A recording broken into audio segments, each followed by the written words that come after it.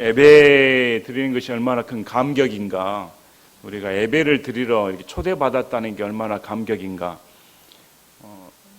청와대 초청, 대통령 초청 받아도 가문의 영광으로 할 텐데, 옛날 왕의 초청을 받았다면 하나님께서 우리에게 초청장을 주셔서 부르심을 받고 자격도 없는데 하나님의 아들이 되는 자격을 부여해 주셔서 예배드리는 자세에 나왔다는 게 얼마나 감사합니까?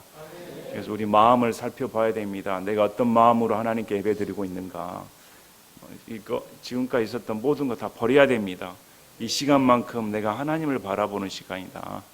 모든 인간적인 것들, 세상의 어지러운 것들 다 내려놓고 하나님만 집중하는 시간이 되시기를 바랍니다. 고린도전서 15장 1절부터 11절 말씀입니다. 복음의 핵심입니다.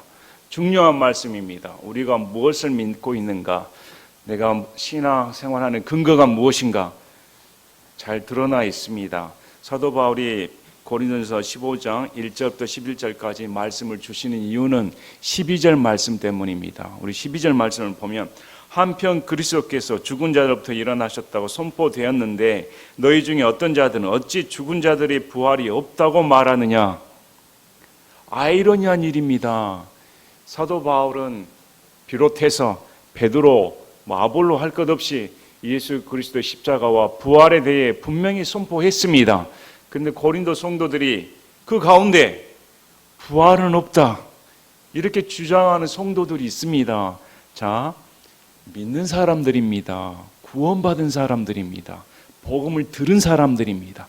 그런데 그 복음을 들었던 사람들이 부활은 없어 이렇게 여겼다고 지금 성경은 기록하고 있습니다. 그래서 사도 바울이 15장의 주제인 예수 그리스도의 부활의 복음을 전하기 위해 부활의 불신앙을 주장하는 성도들에게 가르침을 주기 위해 먼저 꺼내는 말씀이 본문 9절입니다. 1절부터 12절까지의 말씀을 통해 예수 그리스도의 부활이 사실이다.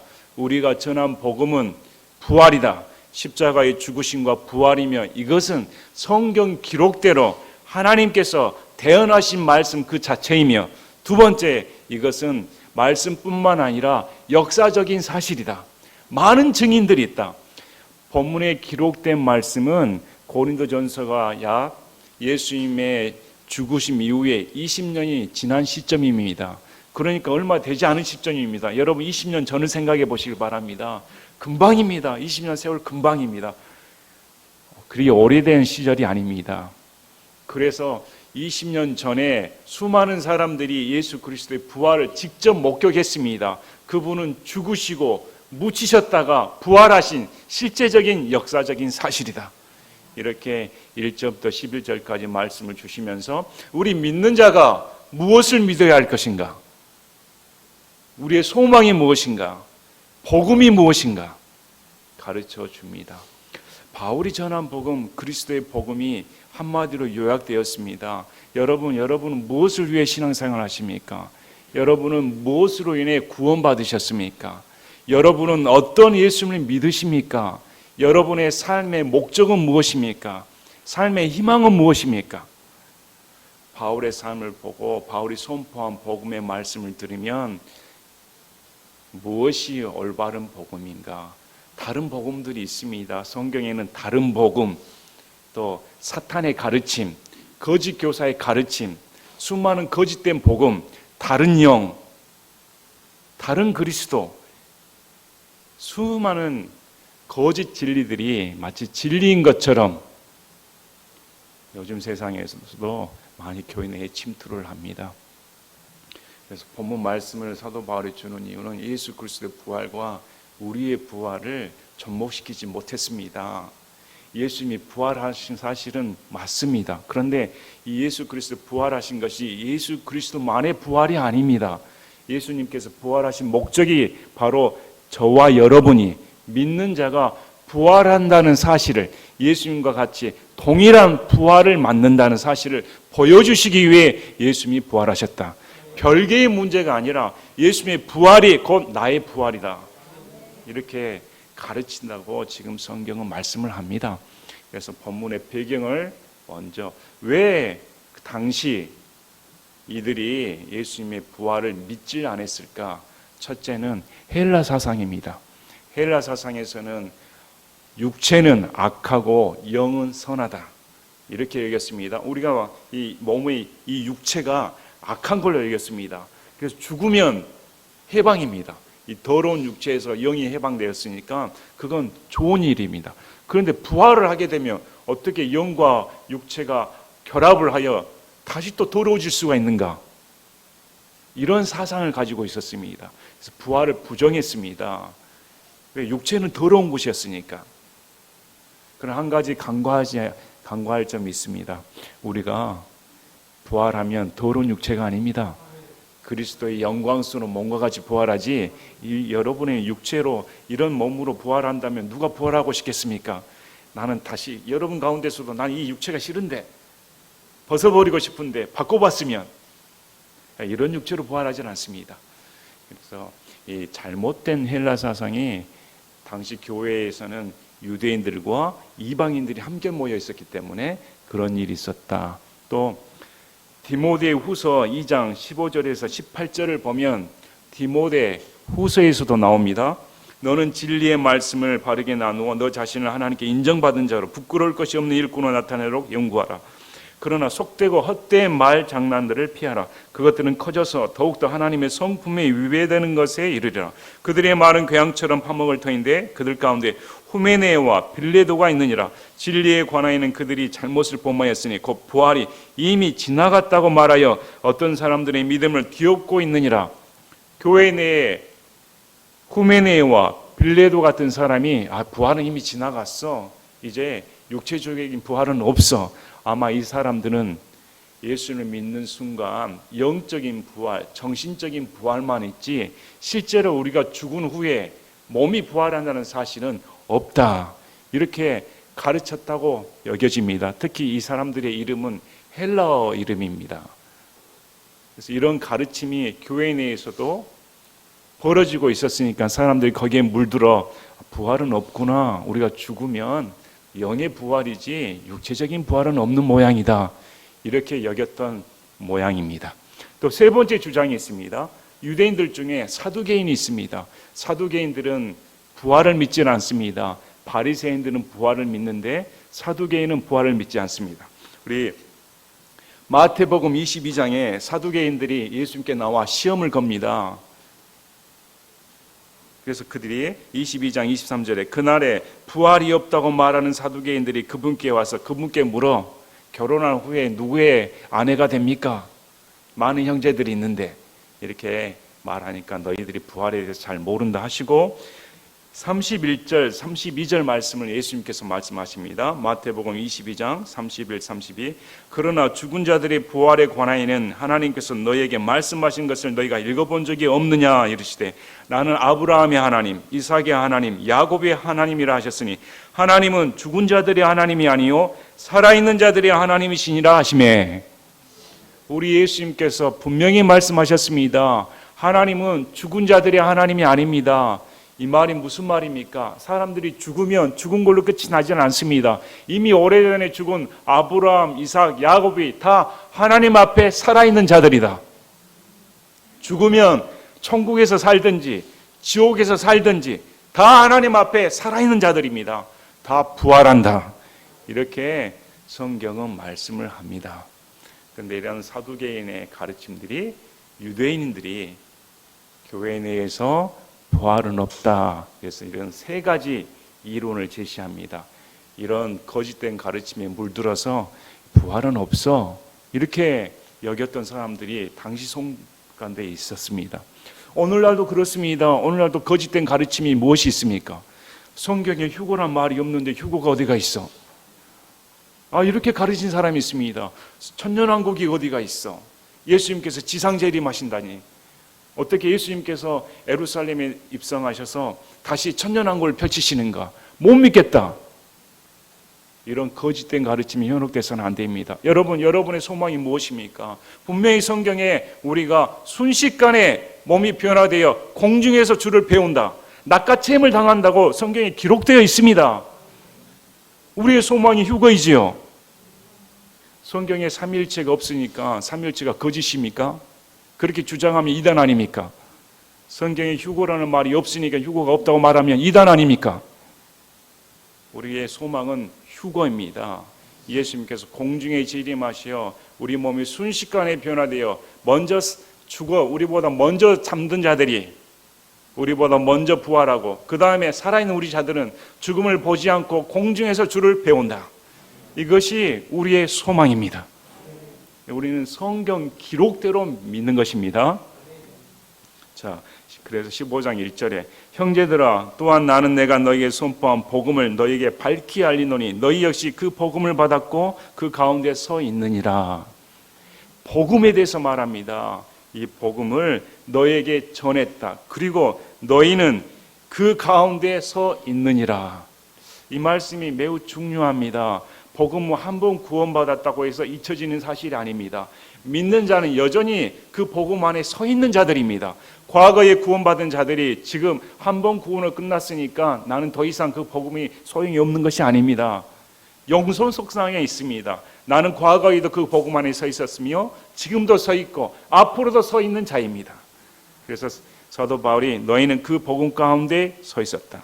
너희가 만일 내가 너희에게 선포한 것을 기억하고 헛되이 믿지 아니하였다면 역시 그 복음에 의해 구원을 받았느니라. 분명히 여기서는 구원을 어떻게 받는 것인가 가르쳐 줍니다. 여러분의 구원은 어떻게 받으셨습니까? 꿈에 무슨 하나님이 나타나셨습니까? 음성으로 예수님께서 너는 구원받았다 들려주셨습니까? 무슨 계시를 받으셨습니까? 아니면 어떤 사람은 내가 영안이 열렸는데 당신 이름이 생명책에 기록되어 있습니다. 이렇게 주장하는 사람들도 봤습니다. 여러분은 무엇으로 구원을 받으셨습니까? 분명히 사도 바울은 내가 전한 복음에 의해 믿음으로 구원을 받았다. 이렇게 말을 합니다. 그래서 구원은 철저하게 예수 그리스도의 십자가와 부활의 복음을 내가 받아들인 자가 구원을 받는 것입니다. 자, 그러면 그 구원이 무엇이었는가? 우리 로마서 1장 16절에 내가 그리스도의 복음을 부끄러워하지 아니하노니 이는 그 복음이 믿는 모든 자에게 구원을 주시는 하나님의 권능이기 때문이라. 예수 그리스도의 복음은 믿는 모든 자에게 구원을 가져다 주시는 하나님의 파워, 권능이 들어가 있습니다. 그 어떤 것으로도 우리는 우리 죄짐에서, 우리의 연약함에서, 우리의 일생의 불행함에서, 내 인생의 저주의 틀에서 벗어날 수가 없습니다. 결코 내 스스로는 이 얽매인 굴레의 삶 속에서 해방될 수가 없습니다. 오직 예수 그리스도의 복음이 들어갔을 때, 복음이 선포되었을 때 나의 인생의 굴레 억울하지 않습니까? 너무 힘들지 않습니까? 내 인생이 저주스럽다고 여기질 않습니까? 이 죄짐 때문에 인생의 고통 가운데 있는 자들이 얼마나 많습니까? 또 내 감정을 컨트롤하지 못해서 낙심하는 자들이 얼마나 많습니까? 내 인생의 소망 가운데 없다고 여기는 자들이 얼마나 많습니까? 그런데 이 복음이 들어가면 구원을 받게 됩니다. 우리는 성경을 보면 참 놀라운 일들을 많이 봅니다. 예수님께서 병든 자를 만지십니다.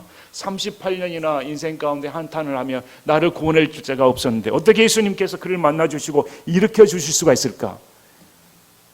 마귀 들린 마리아를 예수님께서 만나주셔서 완전히 변화되어 그 마리아가 예수님의 부활을 목격하는 여인으로 거듭납니다. 예수님의 부활을 증언하는 여인이 됩니다. 그뿐만 아닙니다. 거라사 광인 보시길 바랍니다. 사람이 억제할 수 없는, 마귀 들려서 자기 인생을 살 수가 없는 그런 인생도 예수님 만나면 순식간에 변화돼 버립니다. 자기 욕심밖에 모르는 세리마테 보시길 바랍니다. 삭개오 보시길 바랍니다. 자기 인생의 목표가 돈이었습니다. 그런 그 인생도 예수님 만나면 헌신된 삶으로 바꿔버립니다. 성경에 그런 얘기들이 나옵니다. 가늠한 여인들, 병든 자들, 마음에 찌든 자들, 그 모든 인생에 파탄한 자들, 그 모든 사람들이 예수만 만나면 변화되는 삶, 완전히 삶이 변화돼 버린 그런 놀라운 기적의 역사가 펼쳐집니다. 여러분, 우리가 무슨 복음을 듣습니까? 우리가 말씀을 듣는 이유가 뭡니까? 여러분의 인생 가운데 여러분의 삶이 변화되기를 원하십니까? 복음을 받아들여야 됩니다. 여러분이 들은 복음에 의해 우리는 변화될 수가 있는 겁니다. 그래서 오늘 말씀을 통해서 다시 이 복음이 정말로 내 인생 가운데 모든 삶을 변화시키는 하나님의 권능이다. 이 복음에 의해 너희가 구원을 받았다. 이렇게 사도 바울이 말을 합니다. 그리고 사도 바울이 전한 복음이 무엇이었는가 딱 두 줄로 되어 있습니다. 이것이 성경의 주제입니다. 자, 3절 나 역시 받은 것을 무엇보다 먼저 너희에게 전하였노니 그것은 곧 성경 기록대로 그리스도께서 우리 죄들로 인해 죽으시고 묻히셨다가 성경 기록대로 셋째 날 다시 일어나시고 3절 4절이 복음의 핵심입니다. 사도 바울이 그렇게 목숨을 걸고 생명을 바쳐 전했던 그 단 두 구절이 여기 기록되어 있습니다. 이것이 우리의 인생 요절이 되어야 됩니다. 여러분의 삶의 지침이 되어야 됩니다. 나 역시 받은 것을 무엇보다 먼저 너에게 전하였노니 그것은 곧 성경 기록대로. 지금 사도 바울은 성경 기록대로란 말씀을 합니다. 그 말은 이것이 하나님께서 대언하신 말씀의 성취이다. 우리 이 말씀은 이사야 53장 4절, 5절, 6절 보시면 왜 예수님께서 죽으셨는가 우리가 자주 듣던 말씀입니다. 이사야 53장 4절, 5절, 6절 참으로 그는 우리의 고통을 짊어지고 우리의 슬픔을 담당하였지만 우리는 그가 매를 맞고 하나님께 맞아 고난을 당한다고 생각하였노라. 그러나 그는 우리의 범법들로 인해 부상을 당하고 우리의 범법들로 인해 상하였도다. 그가 징벌을 받음으로 우리가 화평을 누리고 그가 채찍에 맞음으로 우리가 고침을 받았도다. 우린 다 양 같아서 길을 잃고 각각 자기 길로 돌아섰는데 주께서는 우리 모두의 불법을 그에게 지우셨도다. 성경 기록대로 예수님께서는 우리의 죄들로 인해 죽으시기에 오셨다. 이 말씀은 참 우리의 마음을 찢습니다. 우리의 무릎을 꿇게 만듭니다. 우리의 악한 마음을 겸손하게 만듭니다. 예수님께서 나를 위해 죽으시러 이 땅에 오셨다. 그분은 이 땅에 오신 목적이 영광을 누리게 오신 것이 아닙니다. 하늘 왕자를 버리시고 나 같은 죄인을 위해 죽으시기에 오셨다. 이것이 성경 기록이다. 누구 때문에? 바로 저와 여러분의 죄 때문에. 내 죄 때문에 주님이 오셨다. 요한일서 2장 2절에 그분은 우리의 죄들로 인한 화의 허물이시며 우리의 죄들뿐만 아니요 온 세상 죄들로 인한 화의 허물이시니라. 하나님께서는 아들 예수님을 보내실 수밖에 없습니다. 그 방법밖에 없으니까 이 세상의 순수한 피는 하나님의 피밖에 없습니다. 완전한 허물은 예수님의 피밖에 없습니다. 그래서 예수님께서 피를 흘려주시기에 인간의 몸으로 나타나셔서 처녀의 몸을 빌어 아이로 탄생하셔서 장성하여 때가 되매 하나님의 정하신 계획에 따라 넘겨지셔서 그런 죄가 없으신 분이셨습니다. 근데 억울하게 애매하게 고난을 받으시고 바로 내 죄 때문에 죽으셔서 하나님의 진노의 잔을 온몸으로 받으셨다. 이렇게 나옵니다. 우리 예수님께서는 영광을 받으시게 오신 분이 아닙니다. 우리 예수님 십자가의 죽으심으로 하나님의 진노의 모든 것을 맞추시기 위해 대가를 치르기 위해 오셨습니다.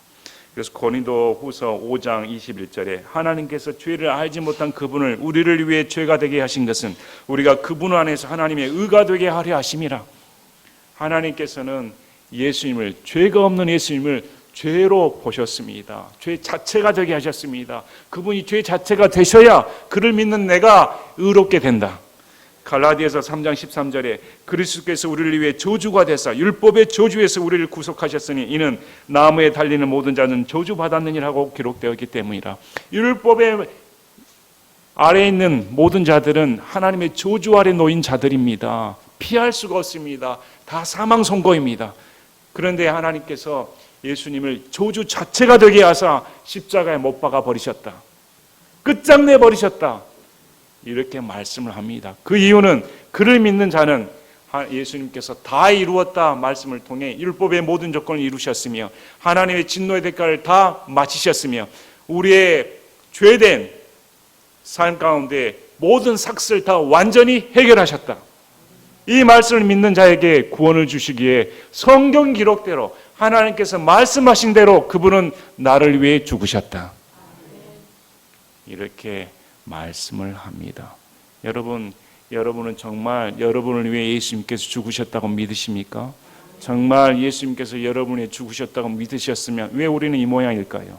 왜 우리 마음가운데 악한 마음이 들까요? 미워하는 감정이 들까요? 왜 여전히 우리는 불신할까요? 왜 여전히 우리는 하나님을 원망할까요? 이 사실을 못 믿으니까, 이 사실에 기초를 두지 않으니까 그렇습니다. 과연 예수님이 여러분을 위해 죽으셨다고 믿으십니까? 단순히 구원받기 위한 믿음을 말하는 것이 아닙니다. 정말로 그것을 깊게 들어가고 있는가? 정말 예수님이 어떤 분이신가? 예수님이 어떤 분이시길래 나는 예수님을 정말 잘 믿고 있다고 말할 수가 있을까? 정말 예수님이 여러분을 위해 죽으셨다고 믿으십니까? 정말 내 죄 때문에 여러분 내 죄를 알아야 됩니다. 내 죄가 얼마나 큰 죄인가를 알아야 됩니다. 여러분 가운데 형제를 미워하지 않습니까? 여러분 가운데 과연 가족들을 사랑하는 사람 없지 않습니까? 과연 가족들도 미워하는 사람이 얼마나 많은데요. 과연 여러분 가운데 죄가 없다고 주장하는 사람이 몇이나 있습니까? 한 사람도 없습니다. 죄가 없다고 생각하는 사람은 다 거짓말장애입니다. 근데 내 죄 때문에 우리 예수님께서 오셔서 피 흘리시고 죽으셨다는 그 사실을 안다면 어떻게 감사하지 않을 수가 있습니까? 어떻게 찬양하지 않을 수가 있습니까? 이 모든 것이 성경 기록대로 예수님께서 나의 죄를 위해 죽으셨다. 그리고 4절에 묻히셨다가, 죽으셨다가 부활로 넘어가지는 않습니다. 묻히셨다는 말을 분명히 기록해 놓습니다. 이유가 뭘까요? 육체의 죽음을 말합니다. 우리가 죽으면 육체의 죽음을 맞고 무덤에 들어갑니다. 실제적인 묻히심은 예수님께서 죽으시고 육체적으로 죽임을 당해 묻히셨다. 이걸 강조합니다. 몸의 부활을 강조하기 위해 지금 사도 바울이 묻히셨다는 말을 지금 기록해 놓았습니다. 그리고 성경 기록대로 셋째 날 다시 일어나시고, 분명히 여기에도 성경 기록대로, 그래서 모든 대언의 성취, 하나님의 말씀은 이 말씀을 벗어날 수가 없습니다. 왜? 이 하나님의 말씀이 하나님입니다. 하나님께서는 성경 기록대로 움직이시는 분이시지 성경 기록을 벗어나실 수가 없습니다. 만약에 성경 기록을 벗어나시고 성취하지 못하신 분이라면 하나님이 아니십니다. 자신을 부인하게 됩니다. 그러므로 그분은 성경에 약속하신 대로 셋째 날에 다시 일으키심을 받았다. 우리 시편 16편 10절에 이는 주께서 내 혼을 지옥에 남겨두지 아니하시고 주의 거룩한 자가 썩음을 보지 아니하시게 하실 것이기 때문이라. 분명히 성경에서는 시편 말씀을 통해 주의 거룩한 자가 죽음을 보지 않고 썩음을 보지 않는다, 부활한다, 이렇게 말을 합니다. 그래서 성경에 기록한 말씀대로 우리 예수님은 우리 죄들 때문에 죽으시고 성경 기록대로 묻히셨다가 다시 일으키심을 받았다. 이 부활하셔야 됩니다. 왜 예수님이 부활하셔야 할까요? 로마서 4장 24절 25절에 로마서 4장 24절 25절에 우리가 예수 우리 주를 죽은 자들로부터 일으키신 분을 믿는다면 그것이 의로 전가될 우리도 위한 것이니라. 그분께서는 우리의 범죄들로 인해 넘겨지셨으며 우리를 의롭다 하시려고 다시 일으키셨느니라. 그분이 죽으신 이유는 내 죄 때문에 죽으셨습니다. 그분이 부활하신 이유는 나의 의 때문에 부활하셨다. 그러므로 십자가와 부활은 뗄래야 뗄 수가 없습니다. 부활이 없는 십자가는 존재하지 않습니다. 의미가 없습니다. 또 십자가 없는 부활은 헛것입니다. 이건 동전의 양면과 같습니다. 부활은 하나님께서 예수님께서 모든 죄값을 치르셨다는 인증서입니다.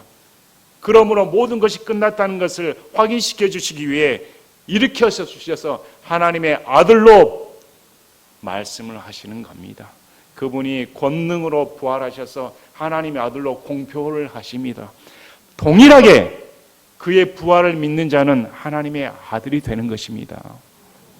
자, 그래서 로마서 10장 9절 10절에 내가 만일 내 입으로 주 예수님을 시인하고 하나님께서 그분을 죽은 자들로부터 일으키신 것을 내 마음속으로 믿으면 구원을 받으리니, 분명히 말을 합니다.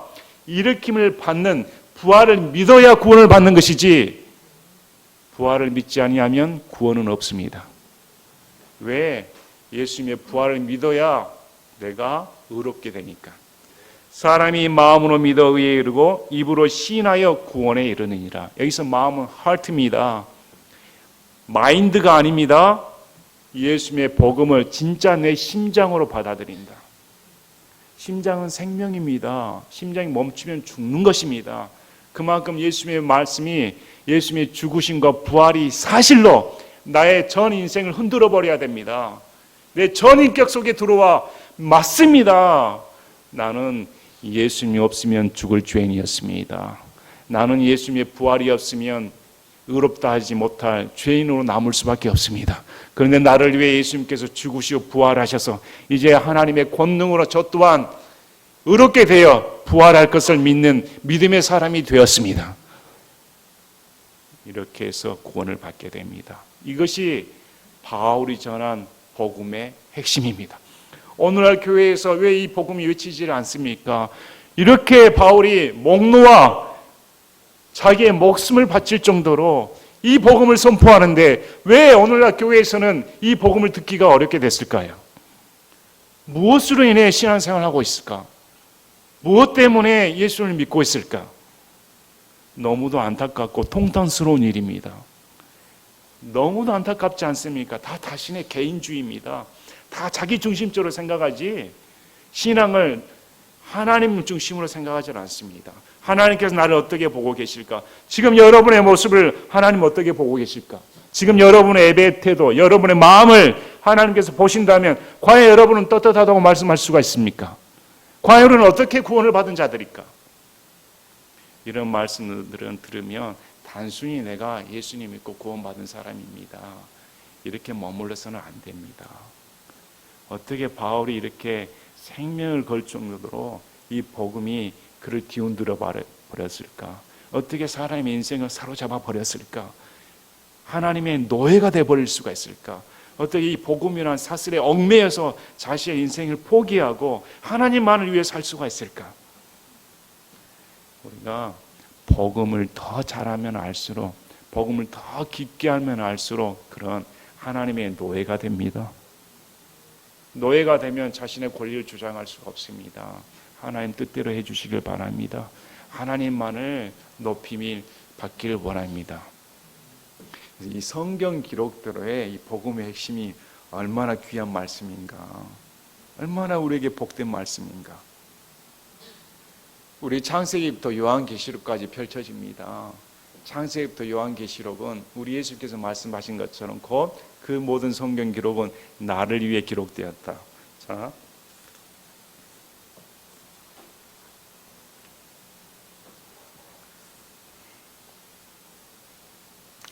예수님께서 부활하신 후에 엠마로 가는 두 제자들에게 말씀을 하십니다.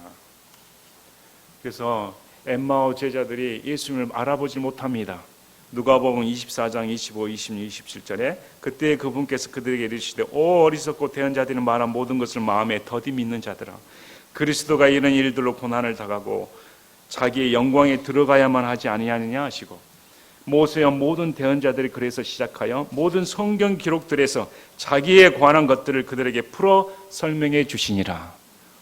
두 제자들에게 왜 그렇게 성경을 믿지 못하느냐, 모세와 대언자들의 글에서 예수님에 관한 그 모든 기록들을 낱낱이 풀어주었습니다. 얼마나 은혜입니까? 그 제자들의 마음이 뜨거워졌습니다. 성경의 말씀이 들어오니까 눈이 열렸습니다. 그리고 이 제자들이 모여있는 제자들에게 예수님에 대해 말씀을 하십니다. 그런데 이때 예수님께서 그들 한가운데 나타나십니다. 한가운데 나타나서 자, 36절에 누가복음 24장 36절에 그들이 이같이 말할 때 예수님께 친히 그들이 한가운데 서서 그들에게 이르시되 너에게 화평이 있을지어다 하시니라. 그러나 그들이 무수하고 놀라며 자기들이 영을 본 줄로 생각하며 그분께서 그들에게 이르시되 너희가 어찌하여 불안해하느냐 어찌하여 마음속으로 염려하느냐 내 손과 내 발을 보고 바로 나인 줄 알라. 나를 만지고 또 보라. 영은 살과 뼈가 없지만 너희가 보는 바와 같이 나는 있느니라 하시니라. 그분께서 이렇게 말씀하시고 그들에게 자기 손과 발을 보이셨느니라.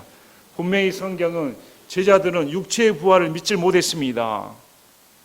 그렇게 십자가에서 찢김을 당한 예수님이 영으로 생각했습니다. 육체로 생각하지는 않았습니다. 근데 우리 예수님께서 뭐라고 말씀하십니까? 영은 살과 뼈가 없어. 근데 만져봐. 나는 육체야. 육체가 부활했다고 말씀을 합니다. 자, 우리 이 말씀은 참 중요합니다. 히브리서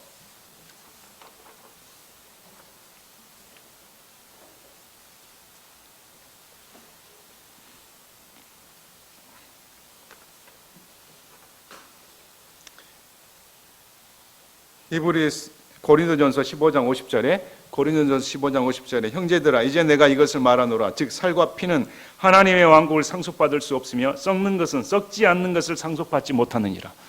우리가 가지고 있는 살과 피, 이 썩는 것으로는 하나님의 유업을 상속을 받을 수가 없습니다.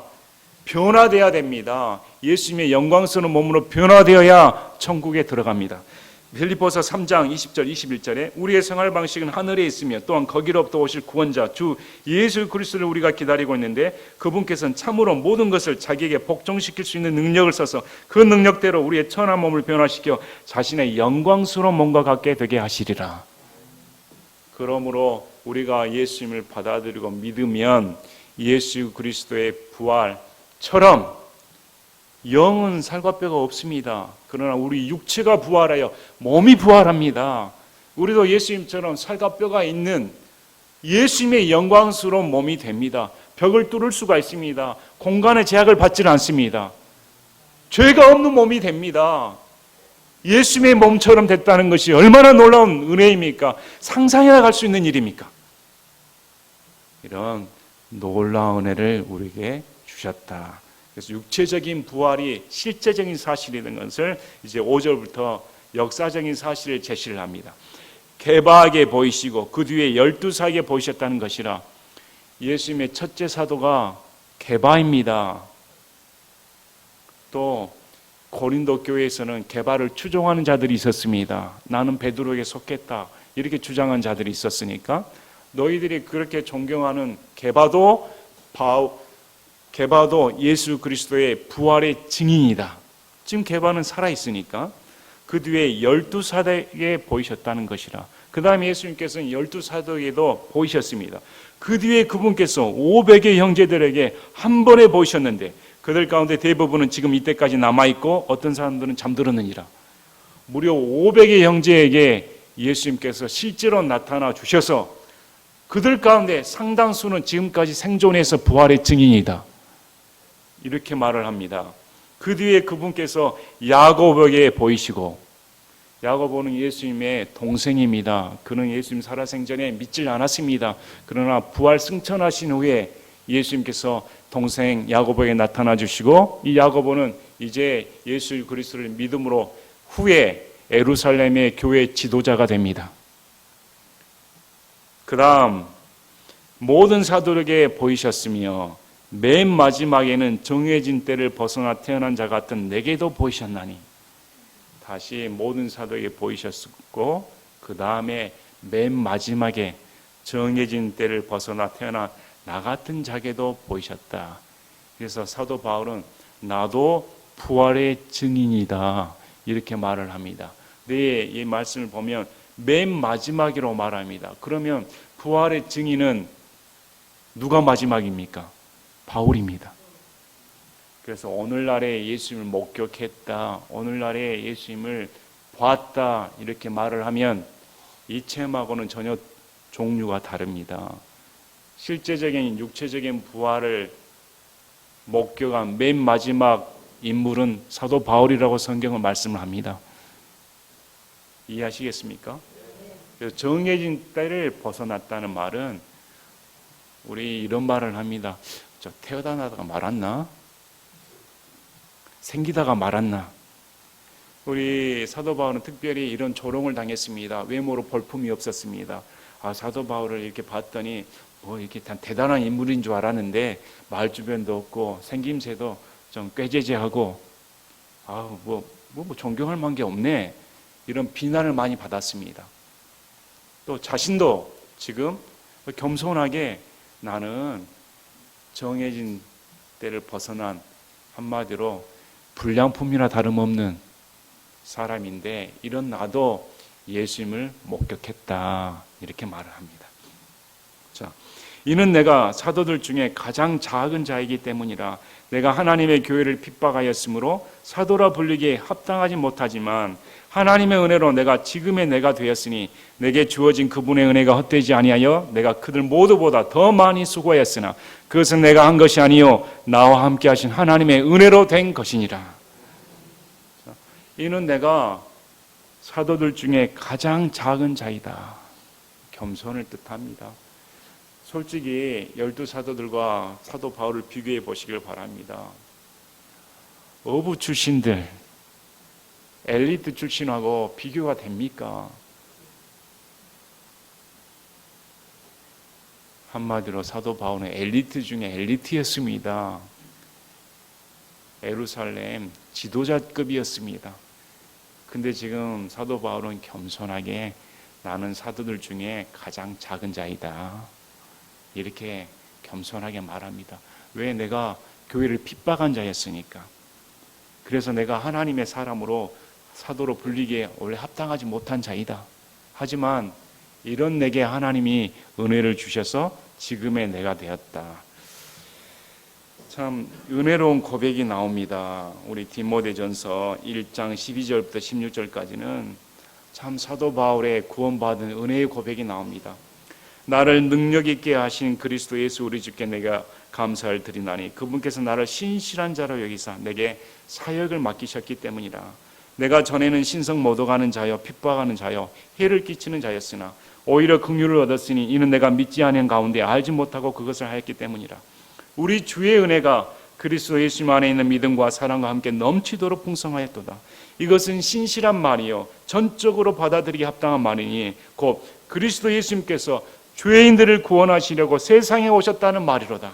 내가 죄인들 중에 우두머리니라. 그러나 이런 까닭으로 내가 긍휼을 얻었나니 이것은 예수 그리스도께서 먼저 내 안에서 모든 오랜 참음을 심을 보이사 이후에 자신을 믿어 영존하는 생명에 이르게 될 자들에게 본이 되게 하려 하심이라. 지금 사도 바울이 이 말씀을 합니다. 이것은 신실한 말이요 전적으로 받아들이기 합당한 말이니 곧 그리스도 예수님께서 죄인들을 구원하시려고 세상에 오셨다는 말이로다. 내가 죄인들 중에 우두머리니라. 신실하고 합당합니다. 맞습니다. 예수님께서 나를 구원하시려고 이 세상에 오셨습니다. 나는 죄인들 중에 우두머리입니다. 여러분 과연 죄인들 중에 우두머리입니까? 여러분 과연 여러분은 죄인들 중에 우두머리라고 생각하십니까? 그리고 이런 죄인을 위해 예수님께서 나를 위해 죽으시려고 이 땅에 오신 것은 전적으로 합당한 말입니다. 이렇게 고백하실 수가 있습니까? 그래서 사도 바울이 나는 사도로 불리기에 적합하지 않은데 이런 나를 하나님께서 믿어주시고 내게 사역을 맡기셨다. 그래서 내가 이런 지경이 된 것은 잘나서가 아니라 하나님의 은혜가 헛되이 되지 않고 하나님의 은혜로 된 것이다. 이렇게 말을 합니다. 자, 여기서 여러분 짚고 넘어가겠습니다. 여러분 하나님의 은혜를 어떻게 생각합니까? 저는 요즘 제 체력이 너무 비실해서 나도 건강 좀 해봤으면, 우리 오랜만에 찾아온 환자들이 제게 공통적으로 하는 말이 원장님 왜 그렇게 바싹 늙으셨습니까? 왜 얼굴이 그렇게 못써졌습니까? 얼마나 기분 나쁜지. 치료 받으러 왔나? 나한테 욕먹으러 왔나? 여러분은 하나님의 은혜를 뭘로 생각하십니까? 지금 사도 바울이 하나님의 은혜가 헛되지 아니하였다. 지금 내가 이렇게 된 것은 모든 사람들보다 수고한 것은 하나님의 은혜로 된 것이다. 이렇게 말합니다. 여러분 사도 바울이 잘 살았습니까? 여러분 사도 바울이 건강했습니까? 여러분 사도 바울이 사람들로부터 칭찬을 받았습니까? 여러분 사도 바울이 성도들로부터 존귀함을 받았습니까? 여러분 사도 바울이 하나님의 은혜가 넘치는 자 맞습니까? 여러분은 과연 여러분에게 하나님의 은혜를 어떻게 생각하십니까? 저는 이 말씀을 준비해서 너무 부끄럽고 눈물이 나고 가슴이 메어진 것 같았습니다.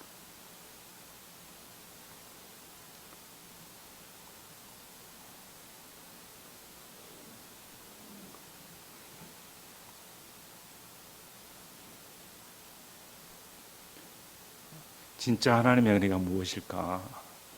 정말 하나님의 은혜가 무엇일까? 많이 생각이 듭니다.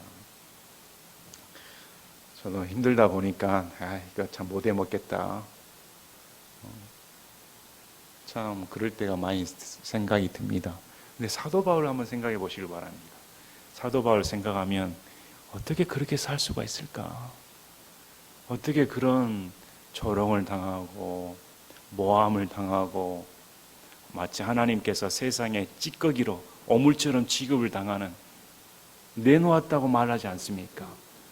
그런 취급을 당하는데도 그가 말하는 고백이 하나님의 은혜가 넘칩니다. 어떻게 이럴 수가 있을까?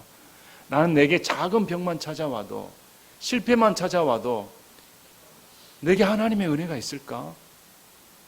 하나님의 은혜가 있다면 내게 이럴 수가 있을까? 난 그렇게 생각하는데 여러분은 어떻습니까? 진짜 하나님의 은혜가 사도 바울처럼 나는 죄인들 중에 우두머리고 하나님의 은혜를 받을 만한 자격이 전혀 없는 자인데 하나님께서 나를 믿어주시고 신실하게 여겨주셔서 사역을 맡기셨으니 내 생명을 다하여 주님을 섬겼는데 그것이 내가 노력을 해서 한 것이 아니고 하나님의 은혜가 내 안에 들어와 그 은혜가 나를 그렇게 순종케 하고 그렇게 하나님이 없이는 살 수 없게 만들고 그렇게 하나님을 열정적으로 섬기지 않고서는 배길 수 없는 마음을 주시니 이 얼마나 큰 은혜입니까? 이렇게 고백을 합니다.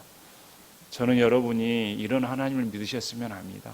진짜 이런 하나님을 믿어서 제 삶 가운데 하나님의 은혜가 넘칩니다.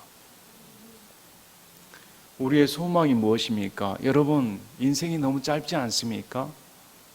몇 년 남으셨다고 생각합니까? 여러분 50년, 60년, 70년, 80년 평생 산다고, 영원히 산다고 착각하고 있지 않습니까?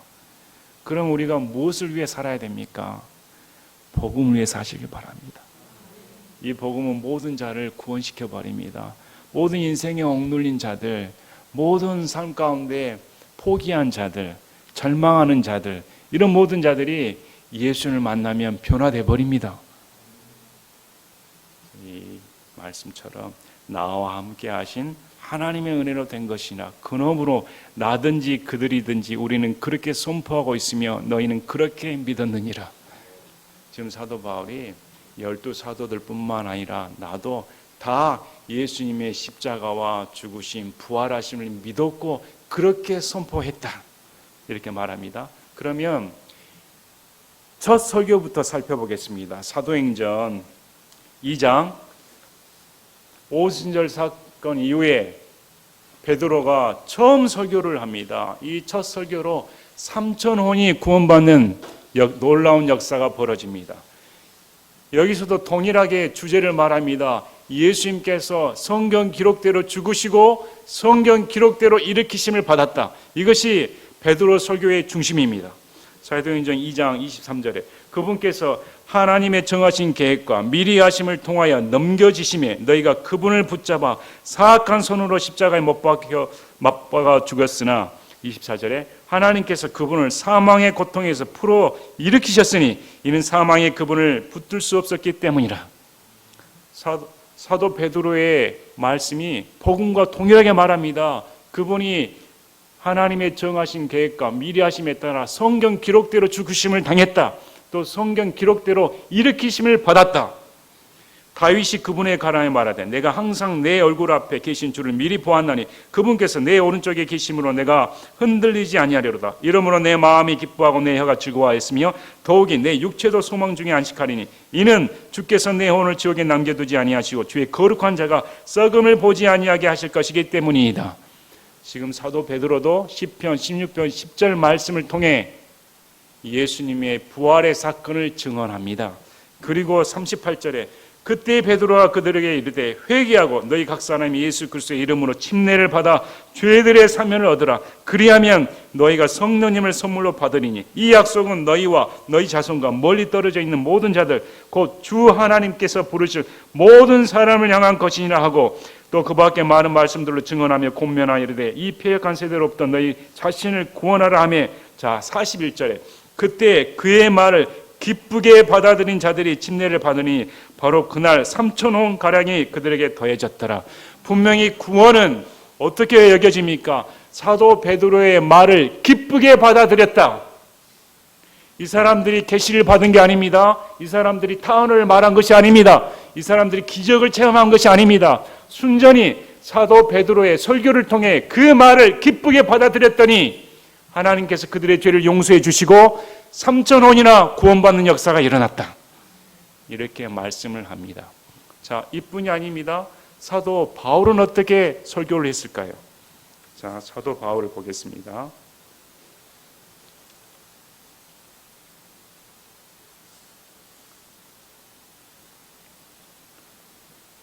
사도행전 24장에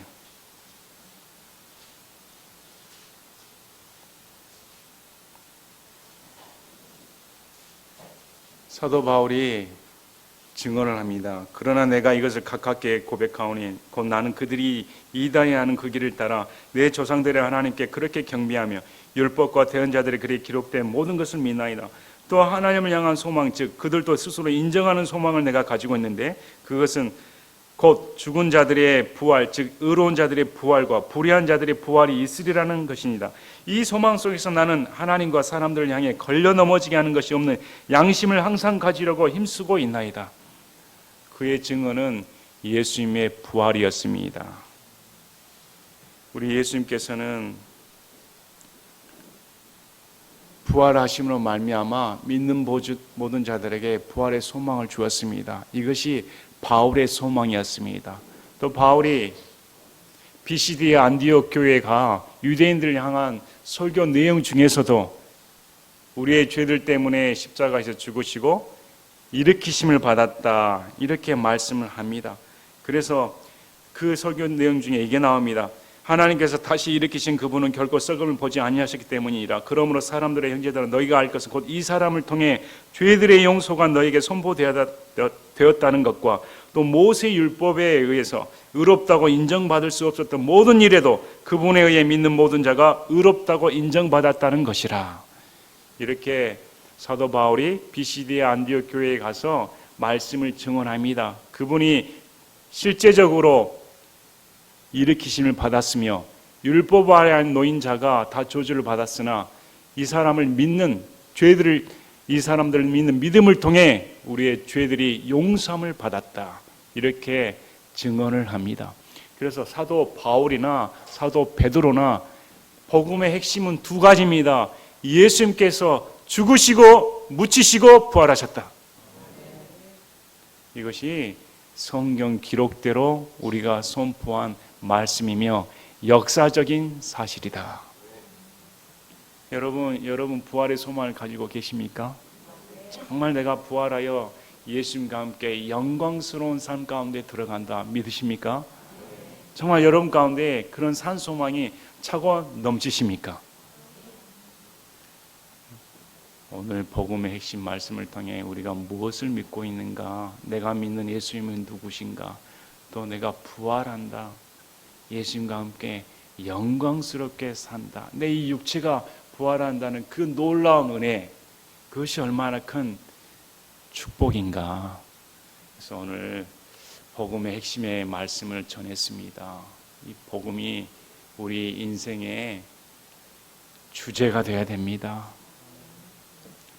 또 우리 각자의 삶을 돌아보시길 바랍니다. 어떻게 이 각자의 삶 가운데 예수님께서 나 같은 인생을 찾아와 주셔서 부르셔 주셨을까? 어떻게 복음을 알게 되었을까? 어떻게 선포된 복음을 통해 내가 하나님의 아들이 되어 이런 부활의 권능에 참여할 수가 있을까? 그래서 오늘 말씀을 통해 다시금 깊게 생각해 보시고 사도 바울처럼 복음에 사로잡혀서 하나님의 은혜가 충만하여 하나님을 높이는 여러분이 되시기를 진심으로 바랍니다. 제가 기도하고 마치겠습니다.